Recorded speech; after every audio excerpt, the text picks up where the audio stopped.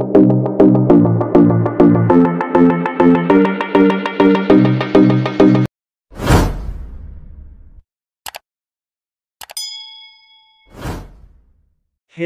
Welcome to my channel. Huwag kalimutan mag-subscribe, mag-likes at mag-share para updated kayo lagi sa bago kong i-upload na mga videos.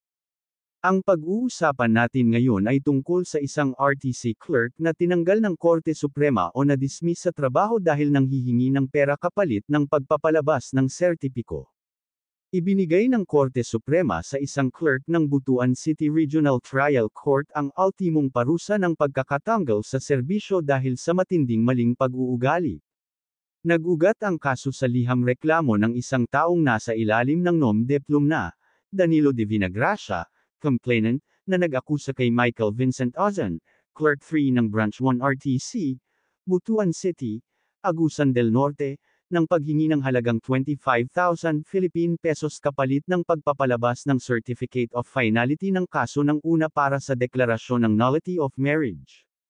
Sa pagsisiyasat ni Executive Judge Augusto Scalo na pag-alaman na minsan, isang litigant ang dumating na umiiyak sa RTC Branch Clerk of Court dahil hindi pa nailalabas ang Certificate of Finality sa kanyang kaso matapos ang paulit-ulit na pagbisita, ang korte sa kabila ng pagbibigay kay Ozan ng 500 Philippine pesos para sa pagpapalaya nito.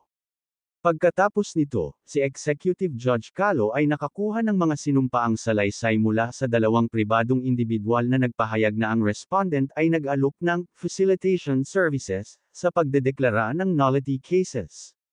Sinabi nila na sa halip na ang karaniwang bilang ng mga buwan na kakailanganin para sa pagproseso ng serbisyo ng desisyon at ang kaukulang return card, papabilisin ng Ozan ang parehong proseso sa loob lamang ng 3 araw sa pamamagitan ng pagpapadala ng mga desisyon sa pamamagitan ng pribadong courier sa Office of Solicitor General kapalit ng 5,000 pesos.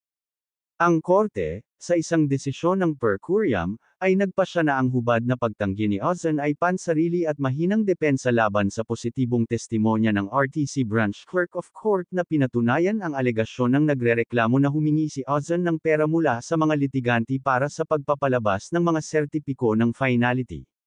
Bilang karagdagan, ang kanyang pagtanggi at pagiging sophistika ay hindi maaaring talunin ang malaking ebidensya sa talaan na binubuo ng mga sinumpaang pahayag.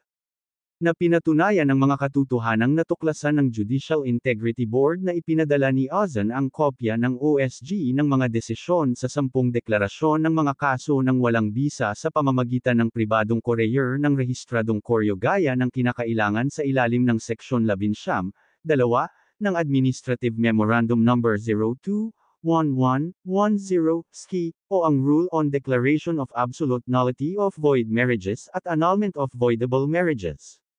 Napag-alaman ng korte na ang mga elemento ng katiwalian at malinaw na layunin na labagin ang batas ay naroroon sa mga aksyon ni Ozan at sa gayon ay hindi dapat ipagwalang bahala, kung hindi, magdudulot ito ng pinsala sa integridad ng hudikatura.